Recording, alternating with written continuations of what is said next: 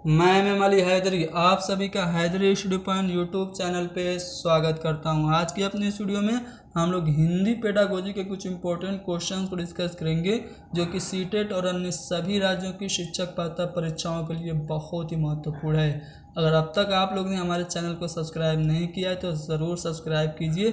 चलिए शुरू करते हैं। आज का हमारा पहला सवाल कहा यह जा रहा है कि मोनिका जो कि गणित की शिक्षिका है, राधिका से एक प्रश्न पूछती है। राधिका से कोई उत्तर न मिलने पर वह तुरंत मोहन से दूसरा प्रश्न पूछती है। जब उसे महसूस होता है कि मोहन उत्तर बताने में संघर्ष कर रहा है तो वह अपने प्रश्नों के शब्दों को बदलती है।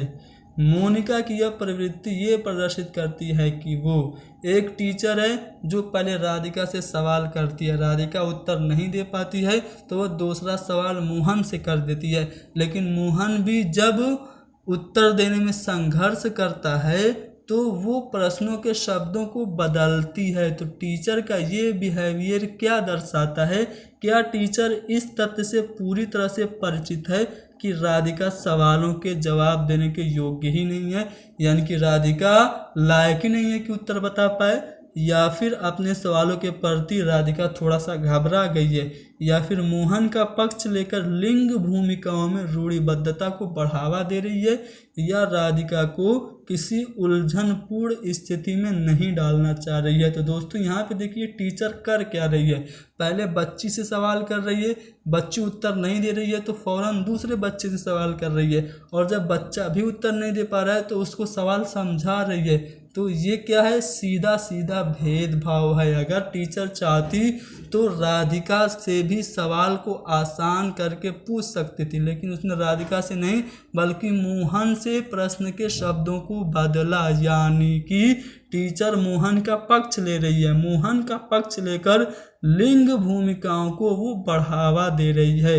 तो यहाँ पे सी वाला ऑप्शन हमारा सही होगा। अगला जो सवाल है वो है वाइगोस्की से रिलेटेड। वाइगोस्की की थ्योरी मैंने अपने इस चैनल पे अपलोड की है, पूरा डिटेल से आप लोग देख सकते हैं, डिस्क्रिप्शन में लिंक होगी उसकी मदद से, या फिर प्लेलिस्ट में जाके आप लोग वाइगोस्की की सोशियो कल्चरल डेवलपमेंट थ्योरी को देख सकते हैं, जिसमें मैंने इस थ्योरी से रिलेटेड सभी महत्वपूर्ण तथ्यों को बताया है।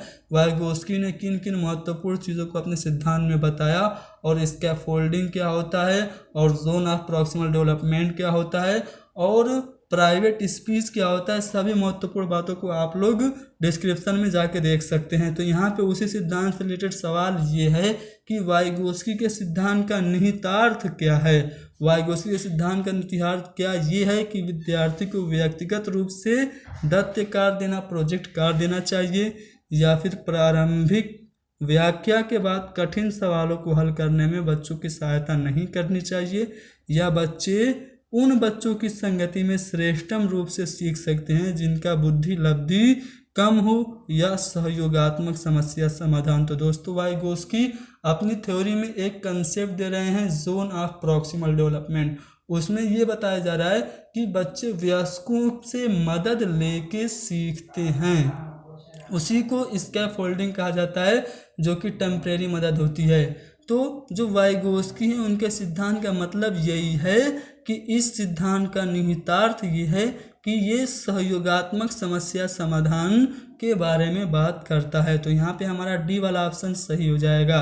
अगला जो सवाल है वो ये है कि एक बच्चा डैश से ग्रसित है, वह सा और वाज न्यूक्लियर और अनक्लियर में अंतर नहीं कर सकता है, तो वो किस रोग से ग्रसित है? अगर बच्चा सा को वास पढ़ रहा है, न्यूक्लियर को अनक्लियर पढ़ रहा है, क्या उसको डिसलेक्सिया है, या फिर उसको शब्द जम्बलिंग विकार है, डिसलेक्सीमिया है, या फिर डिसमोर्फीमिया है?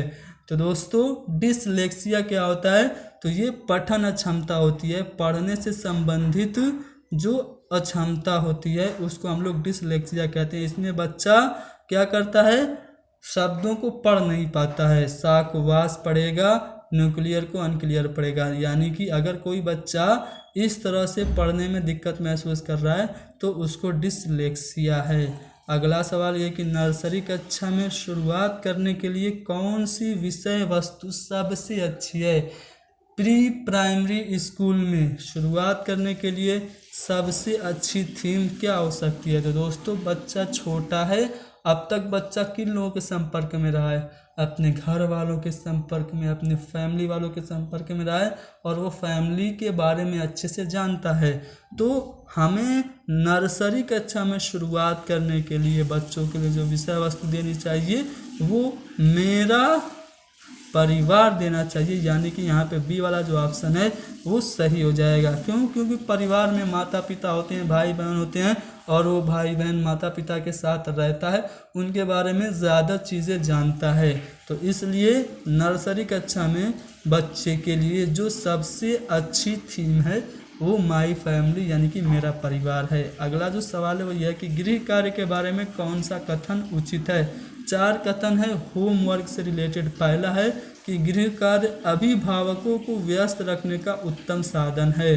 दूसरा है कि बच्चों की क्षमताओं स्तर के अनुसार गृह कार्य देना चाहिए। तीसरा ऑप्शन है कि गृह कार्य कक्षा में दिए गए कार्य का अभ्यास मात्र है या गृह कार्य देना अति आवश्यक है। तो दोस्तों गृह कार्य हम क्यों देते हैं? गृह कार्य देने का जो मकसद होता है वो क्या होता है?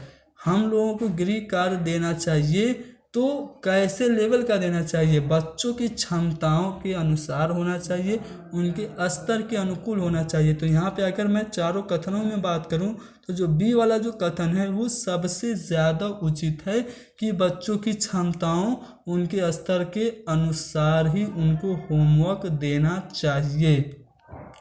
अगला सवाल है कि एक बहुसांस्कृतिक कक्षा में आप एक भाषा शिक्षक के रूप में किस बात को अधिक महत्व देंगे?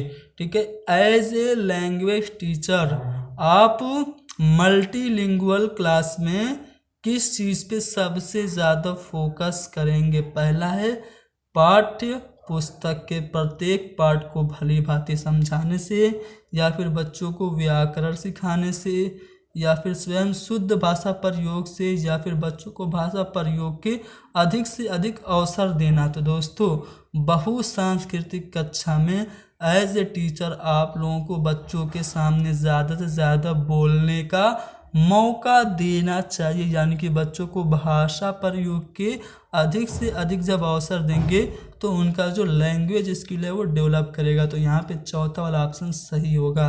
अगला जो सवाल है ये कि बच्चों के लेखन कौशल का मूल्यांकन करने के लिए कौन सी विधि बेहतर हो सकती है? अगर आप चाहते हैं कि बच्चों का लेखन कौशल का आप इवेल्युएशन करें तो आप उनसे क्या करवाएंगे? क्या आप उनसे कहेंगे कि अपने अनुभव को लिखिए, या फिर उनसे स्तुति लेख लिखवाएंगे, पाठ पर आधारित प्रश्न के उत्तर लिखवाएंगे, या फिर सुंदर लेख का अभ्यास कराएंगे?